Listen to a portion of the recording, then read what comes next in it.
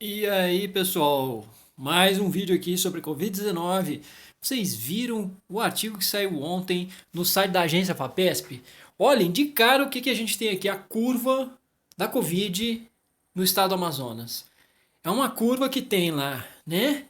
O pico, ela chega no pico e ela já está em descendente. Então eles já estão na descendente, já achataram e já estão descendo. E o que está dizendo aqui nessa reportagem? Título: Dados do Amazonas reforçam a teoria de que a imunidade coletiva ao SARS-CoV-2 pode vir antes do previsto. Porque eles já estão mais ou menos com 20% de contaminados. Atingiram 20% e já estão descendo. Então não seria em 70%, mas em 20% que talvez atingíssemos aí a imunidade de rebanho. E o Amazonas serviu como um cobaia, foram um experimento do mundo para a imunidade de rebanho. Mas vamos ler a reportagem? Vamos lá. Quando se olha para a evolução da Covid-19 no estado do Amazonas, é possível ter uma ideia do que ocorreria em boa parte do mundo caso os governos optassem por deixar a pandemia seguir seu curso natural com poucas medidas efetivas para mitigar o contágio. Em meados de abril, apenas um mês após a confirmação do primeiro caso, o sistema frágil de saúde local entrou em colapso. No fim de maio, quando a prefeitura da capital Amazonas precisou abrir covas coletivas para sepultar as vítimas, o número de novos casos de óbitos diários atingiu o auge e a partir desse momento começou a cair. A tendência de queda vem se mantendo constante no estado, mesmo com o comércio e escolas em funcionamento desde junho, e a despeito de estudos indicarem que nem 30% da população desenvolveu imunidade contra o novo coronavírus. Está por volta de 20%, tá, gente? Então, assim, eles estão ressaltando o tempo todo aqui, esse estudo deles que eles estão trazendo aqui e foi transmitido por um webinário. Vocês acessem o site, assistam todo o webinar. Mas o que ocorre é que existem evidências de que talvez a imunidade, pelo menos lá, foi assim que se atingiu com a constituição étnica da população de lá. Tá? Não sei se a gente pode garantir isso em outros locais com outra constituição étnica populacional. Chegamos à conclusão de que essa heterogeneidade pode alterar muitos resultados em um sentido positivo. A epidemia deve ser menor do que o previsto pelos modelos homogêneos, que não consideram os diferentes níveis de suscetibilidade e exposição entre os indivíduos. E o limiar da imunidade coletiva também deverá ser menor do que aquele que os modelos clássicos indicam.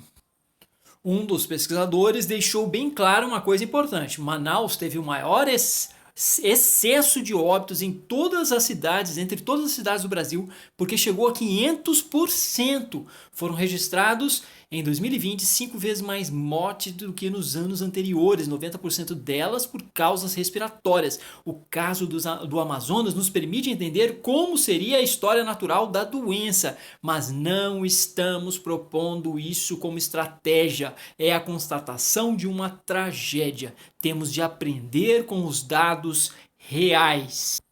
Cenários futuros. Partindo do pressuposto de que as projeções do modelo heterogêneo de Gomes se aproximam do que se deve de fato ocorrer, Croda estima que a capital paulista está perto de atingir o limiar de imunidade de rebanho, diferentemente do interior do estado, onde a curva de novos casos ainda é ascendente. Estudos indicam que a soroprevalência na cidade de São Paulo está em torno de 11%, chegando a 16% em alguns bairros mais pobres. Manaus, no pior momento da epidemia, chegou a 14,8% de soroprevalência. São Paulo fez um bom trabalho, principalmente na região metropolitana. O excesso de óbitos chegou a 28% e não a 500% como em Manaus, disse o infectologista.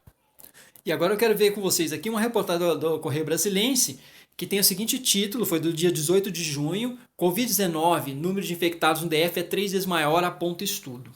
A predição foi feita por grupo independente de cientistas, mostrando que existem 75 mil, isso lá em junho. Hoje já estamos com mais de 100, 115 mil, né? Vi há poucos dias, há 2 dias, estávamos com um pouco mais de 115 mil, então teríamos uns 350 mil atualmente, segundo esse estudo aqui. E aí eu fiz essa relação e percebi que nós estamos com a prevalência aqui de mais ou menos 13%, 13 a 14%, que foi quando Manaus chegou no pico. Então o DF deve estar daqui a pouquinho chegando ao pico e daqui a pouco vai começar a descer. Tá? Essa é a impressão que eu tenho em relação ao Distrito Federal. Então, dados do Grupo Independente de Cientistas da Covid-19 Brasil, que reúne pesquisadores de várias instituições, mostram que o número de infectados no Distrito Federal é 3 vezes maior do que apontado pelos números oficiais. Segundo o dado, segundo o grupo, ODF, aí fala 75 mil, mas hoje, gente, atualmente seriam mais ou menos uns 350 mil infectados. Isso dá mais ou menos 13% da população. Daqui a pouquinho daqui a poucos dias, eu creio que a gente esteja questão de 5 dias talvez, eu vou chutar, tô chutando, claro, me perdoem, mas eu creio que em poucos dias, em uma semana mais ou menos, a gente chega ao pico e começa a descer, o DF começa a descer. O responsável pelo Hospital Regional da Asa Norte, que é o que tem mais pacientes com Covid aqui no Distrito Federal, ele apontou dia 29 de julho, parece que isso não ocorreu ainda, mas está prestes a ocorrer. Eu acho que a gente em poucos dias, a gente já está no dia 7, talvez lá para o do dia 13, 14 a gente já começa a descer a nossa curva. Então é isso que eu estou trazendo aqui para vocês, espero que a gente de fato esteja chegando no pico em muitas regiões do Brasil, mas não todas, tem muitas que estão muito longe disso, o interior de São Paulo está um pouco longe disso, a capital do estado de São Paulo está mais próximo, está com 11%, e Rio de Janeiro parece que atingiu um pouco isso também, em algumas localidades. Região Sul parece estar um pouco longe disso, estão subindo ainda. Então é um pouco esse o cenário. Escreva aí, dê um like, comente para poder alimentar esse algoritmo e vamos debatendo, vamos tentando entender melhor o que está acontecendo e que rumo as coisas terão. Obrigado então, pessoal, um abraço.